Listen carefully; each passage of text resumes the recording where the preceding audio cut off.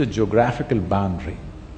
It is an idea that we must infuse into people's minds. It must burn as a pride in people's hearts. Then only there is a nation. If you just draw a pencil line on the map, it doesn't become a nation. So to build pride, there has to be history.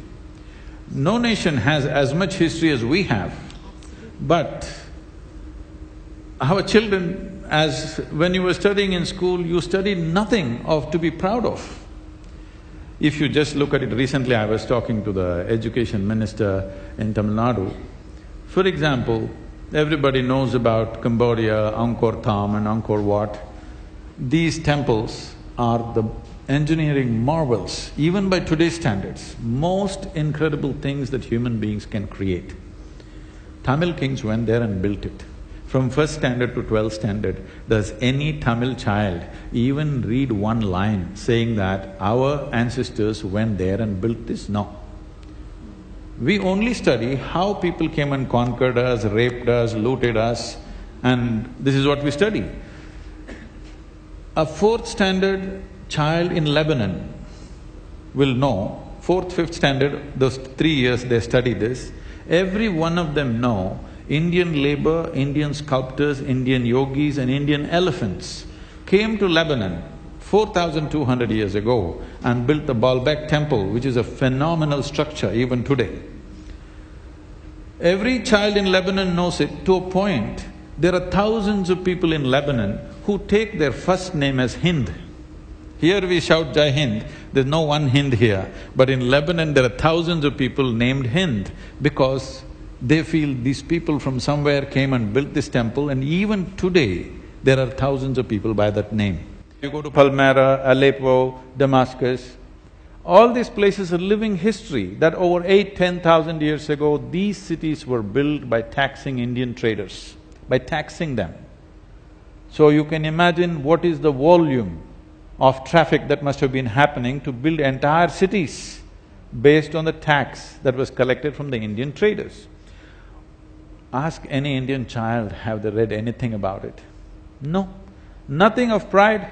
So, I must tell you this, I'm not saying this with pleasure, but today if the Western countries open up their visa regimes, I think 70% of the Indians will swim across the oceans and go away. So you're not running a nation, you're running an open prison.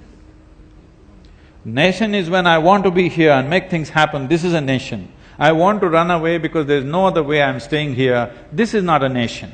If we want to make a nation, we have to build that pride. Pride will not suddenly drop upon us from the skies. We have to show our children what all great things we have done in the past. Okay, we have fallen here and there, but now it's once again time to bring back that glory. If we don't create that pride, if we don't create a sense of history in people's minds, particularly growing children and youth, how will you bring pride? First opportunity they get, they will leave the country. Going out of the country is not a bad thing. You go there to learn, you go to do business, you go there to do whatever. But are you running away from a horrible situation or are you going by choice? That is the question. I'm not saying nobody should go out, we have enough population to populate the entire world, so we can go out. Going out is not a crime, I'm saying we're escaping. Escape happens from a prison, not from a nation, isn't it? So this sense of escaping from the country, that should go away. If that has to go away, we cannot be forever talking about our past glory either. Past glory is good to build pride, to create a present and a future. We have to do that. Right now, India as a nation is in a position of advantage only because of the demographic dividend we have. In everything else, we're way behind most nations, let's understand this. We are.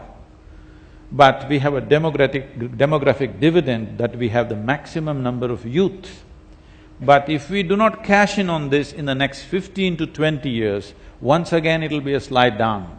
It may take another 50 years or 100 years before we get that opportunity once again. So right now, in the next 10 to 15 years, what we do matters for you and the future generations of this land.